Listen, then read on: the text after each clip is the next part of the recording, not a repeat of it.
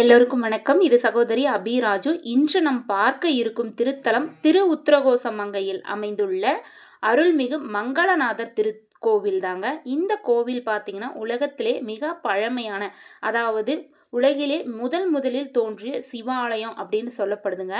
இந்த கோவில் இறைவன் பார்த்தீங்கன்னா மங்களநாதர், இறைவி மங்களாம்பிகை. அது மட்டும் இல்லைங்க, இங்கு இருக்கும் நடராஜர் ரத்தின சபாபதி ஆதி சிதம்பரேசர்.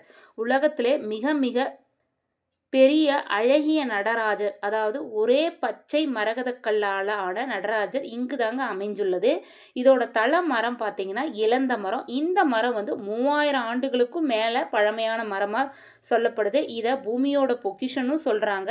இங்கே என்னென்ன தீர்த்த குளம் அமைஞ்சிருக்குன்னு பார்த்தீங்கன்னா அக்னி தீர்த்தம், பிரம்ம தீர்த்தம், பொய்யார் தடம், பொய்கை தீர்த்தம், வியாச தீர்த்தம் மற்றும் மங்கள தீர்த்தம்.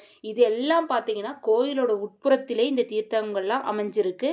இந்த திரு கோசமங்கை அப்படின்னு சொல்றாங்க இல்லையா, இதுல வர உத்திரம் அப்படின்னா உபதேசம், கோசம்னா ரகசியம், மங்கைனா பார்வதி. இதுதாங்க இதோட பேர் விளக்கம். இந்த பேர் விளக்கத்துக்கான அர்த்தம் என்னன்னு பார்த்தீங்கன்னா, அம்பாள் பார்வதி தேவி இறைவனுக்கு வேத காம ரகசியங்களை உபதேசித்ததா இந்த திருத்தலம் திரு உத்திரகோசமங்க அப்படின்னு பேர் வந்ததா சொல்லப்படுதுங்க. அப்புறம் பார்வதி அம்மா ஈசனும் திருத்தாண்டவ காட்சி இந்த கோயிலில் தாங்க முதல்ல கொடுத்தாங்கன்னு சொல்லப்படுதுங்க. மேலும் இதில் ஆருத்ரா தரிசனம் என்ற சொல்லில் வரும் உத்ரா என்ற வார்த்தையும் இத்திருத்தலத்துக்கு இயற்கையிலே அமைந்துள்ளதா சொல்லப்படுதுங்க. மேலும் இந்த கோவிலில் தாங்க மாணிக்க வாசகர் நம்ம அப்ப ஈசனோட உருவக்காட்சி, முழு உருவக்காட்சியும் பார்த்ததாகவும் குறிப்பிடப்பட்டுள்ளதுங்க. மாணிக்க வாசகர் பார்த்தீங்கன்னா அவரோட கூற்றின்படி சிவனுக்கு உலகத்தில் மொத்தம் 1087 திருத்தலம் இருந்தாலும் பாண்டே நாடே ஈசனின்பதி அப்படின்னா என்னன்னு பார்த்தீங்கன்னா திரு உத்திரகோசமங்கை தான் அப்பன் சிவபெருமானோட சொந்த ஊர் அப்படின்னு சொல்லப்படுதுங்க. மேலும் மாணிக்க வாசகர் சுத்த பிரணவ ஞான தேகம் கிடைத்த இடமும் இந்த திரு உத்திரகோசமங்கை தாங்க. உலகத்தின் இதயஸ்தானம் என்று சொல்லப்படுகின்ற தில்லை சிதம்பரம் கோயிலுக்கு முன்னாடி இந்த திரு உத்திரகோசமங்கை கோவில் தோன்றியது. அதாவது ஆதி சிதம்பரம் அப்படின்னே இந்த கோயிலுக்கு பேர் இருக்கு. நடத்துறையார், அதாவது நடராஜர் இங்கு இருக்கும் அறையில ஆடிய பின்னர் தான் தில்லை சிதம்பர ஆலயத்தில் ஆடினார்னு சொல்லுவாங்க. அப்புறம் பார்த்தீங்கன்னா திருவிளையாடல் புராணத்தின்படி வரும் வலைவீசி மீன் பிடித்த படலும் இந்த திருத்தலத்தில் தான் அரங்கேற்றப்பட்டது. அருணகிரிநாதரோட திருப்புகழில் நடுப்பாடலும் இங்கே தாங்க பாடப்பட்டது.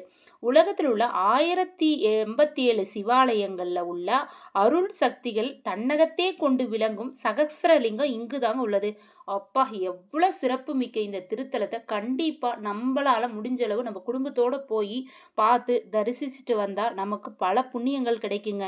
அது மட்டும் இல்லை, இங்கே சிவனுக்கு தாளம்பூ படைச்சி வழிபட்டு வந்தால் நம் பிறவி துன்பம் நீங்கும் அப்படின்னும் சொல்லப்படுதுங்க. இங்கே என்னென்ன விழாக்கள் கொண்டாடுறாங்கன்னு பார்த்தீங்கன்னா சித்திரை திருவிழா, மார்கழி மாதத்தில் வர திருவாதிரை நட்சத்திரத்தில் அன்று வரும் ஆருத்ரா தரிசனம் மிக மிக சிறப்பு பெற்றதுங்க. இந்த ஆருத்ரா தரிசனம் என்னன்னு பார்த்தீங்கன்னா வருடம் முழுவதும் இங்கே இருக்க பச்சை மரகத கல்லாலான நடராஜரோட திருஆலயம் மூடப்பட்டு இருக்குங்க.